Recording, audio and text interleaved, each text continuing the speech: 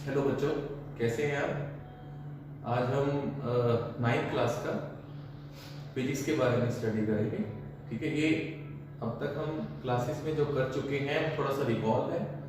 ठीक है, क्योंकि ताकि सब एक ही पैटर्न पे आ जाए, क्योंकि ऑनलाइन क्लासेस स्टार्ट हो गई है तो सभी एक ही पैटर्न पे आ जाए। इसलिए जो आज हम करेंगे वो एक रिकॉल लेक्चर करेंगे, उसके बाद हम आगे फर्दर स्टडी करेंगे, क्योंकि आप इसको कर चुके हैं। थोड़ा आपको माइंड फ्रेश हो जाएगी फिजिक्स क्या होती है, क्योंकि काफी दिन हो चुके हैं लेक्चर नहीं लगा आपको। ठीक है, तो फिजिक्स क्या होती है, ठीक है ना, क्विक रिकॉल करेंगे, क्योंकि आप लोगों को मालूम है ये सिर्फ आपके माइंड में फ्रेशनेस लाने के लिए। ठीक है, what do you mean by physics. Physics क्या होती है? It is a branch of science which deals with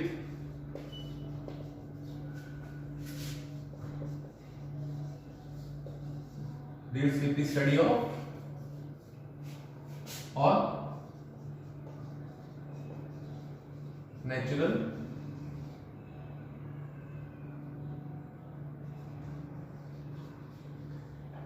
phenomenas.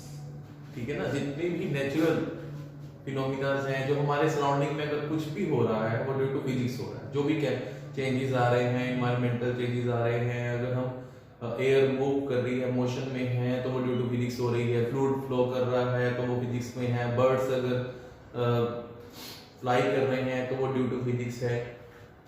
ठीक है, इस सब पैटर्न मतलब जो भी हमारे सराउंडिंग में कुछ भी होता है वो ड्यू टू फिजिक्स होता है। ठीक है, तो हम फिजिक्स के अंदर जनरली क्या स्टडी करते हैं, हम फिजिकल क्वांटिटी को स्टडी करते हैं।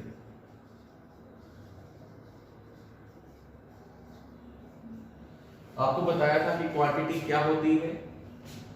ठीक है, इट इज लाइक मैग्नीट्यूड, मतलब जिसे हम काउंट कर सकते हैं उसे हम क्वांटिटी बोलते हैं।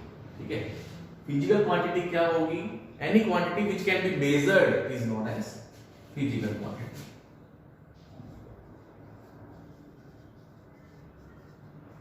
Any quantity which can be measured। एक ऐसी क्वांटिटी जिसको मैं मेजर कर सकता हूँ वो फिजिकल क्वांटिटी है, क्योंकि क्वांटिटी मेजरेबल भी है और नॉन मेजरेबल भी है।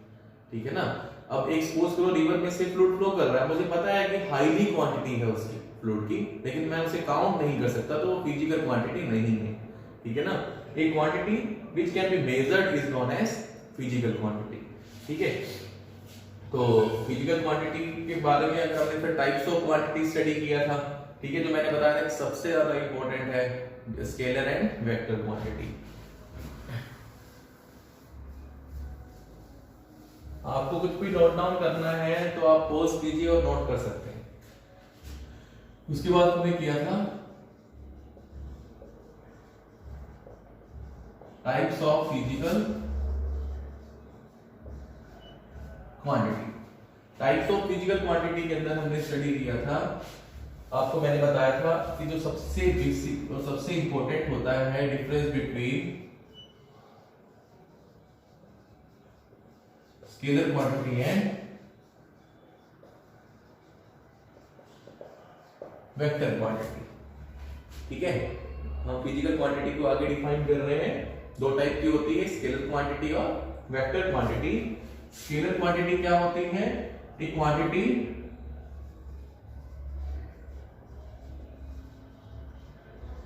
हैवी मैग्नेट, इसके बाद सिर्फ और सिर्फ अमाउंट होता है, उसे हम क्या बोलते हैं? स्केलर क्वांटिटी बोलते हैं। ठीक है,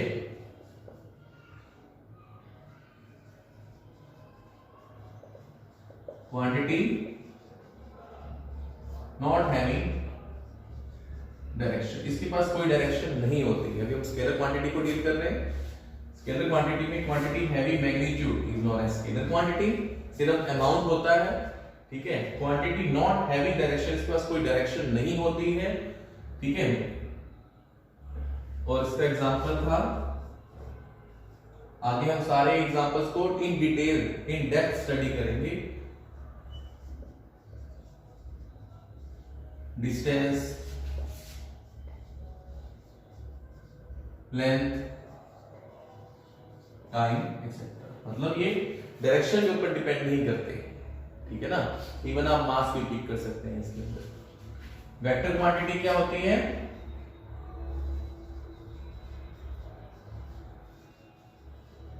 quantity having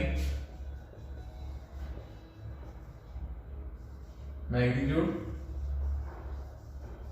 as well as direction, दोनों होते हैं, मतलब अमाउंट भी होगा और डायरेक्शन भी होगी, उसे हम क्या बोलते हैं? वेक्टर क्वांटिटी बोलते हैं। ठीक है। अब इसमें जो एग्जांपल आ जाता है वो आ जाता है हमारे पास फोर्स का, डिस्प्लेसमेंट, वेलोसिटी एक्सेट्रा। ये सब टर्म्स हम इन डेप्थ हम स्टडी करेंगे, फोर्स, डिस्प्लेसमेंट, वेलोसिटी एक्सेट्रा। तो अगर मैं एक एग्जांपल के तौर पे आपको बताना चाहूँ तो सिंपल एग्जांपल है, काफी बार हम स्टडी कर चुके हैं कि स्केलर क्वांटिटी को अगर हम एक्सप्लेन करते हैं, मैंने बताया उसके पास सिर्फ मैग्नीट्यूड होता है, डायरेक्शन नहीं होती है। ठीक है ना। मतलब जैसे मैं मास का एग्जांपल लेता हूँ, अब मास जो है वो ऐसी क्वांटिटी है, जैसे मैं किसी शॉपकीपर के पास गया, मैंने क्वांटिटी एक्सप्लेन कर दी कि मुझे 10 केजी चाहिए है, कोई भी चीज हो सकती है। ठीक है ना। आप कुछ भी खरीदने के लिए गए हैं, आपने बोल दिया कि मुझे 10 केजी अमाउंट चाहिए है, तो आप ये तो नहीं बोलते ना कि मुझे 10 केजी ईस्ट में चाहिए है, नॉर्थ में चाहिए है, वेस्ट में चाहिए है, साउथ में चाहिए, ऐसा कुछ एक्सप्लेन नहीं किया जाता। ठीक है ना। हम सिर्फ उसको अमाउंट बताते हैं कि मुझे इतनी क्वांटिटी चाहिए इन टर्म्स ऑफ मैग्नीट्यूड, और वो हमें वो चीज दे देता है। मतलब उसके लिए कोई आपको एक्स्ट्रा रिक्वायरमेंट नहीं है कि हमें डायरेक्शन बतानी है। ठीक है। तो वो स्केलर टर्म के अंदर आ जाता है। वेक्टर क्वांटिटी के अंदर अब जैसे डिस्प्लेसमेंट की बात करते हैं, अब मैंने बोला कि मुझे 10 किलोमीटर जाना है, अब मुझे ये स्पेसिफाई करना पड़ेगा कि मुझे किस डायरेक्शन में जाना है। ठीक है ना। मुझे साउथ में जाना है, वेस्ट में जाना है, नॉर्थ में जाना है, ईस्ट में जाना है, मुझे ये बताना पड़ेगा, मुझे एक पर्टिकुलर डायरेक्शन देनी पड़ेगी।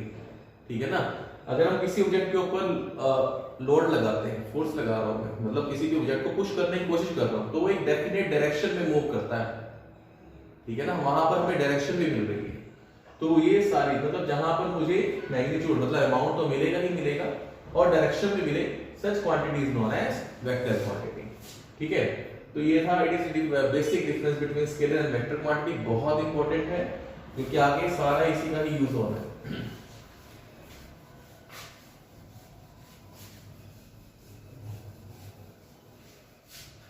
उसके बाद हमने स्टडी किया था यूनिट्स। यूनिट्स क्या होती हैं कि अगर मुझे फिजिकल क्वांटिटी को मेजर करना है इन इफेक्टिव मैनर, ठीक है ना, इट इज ए टूल। ठीक है, विच मेजर्स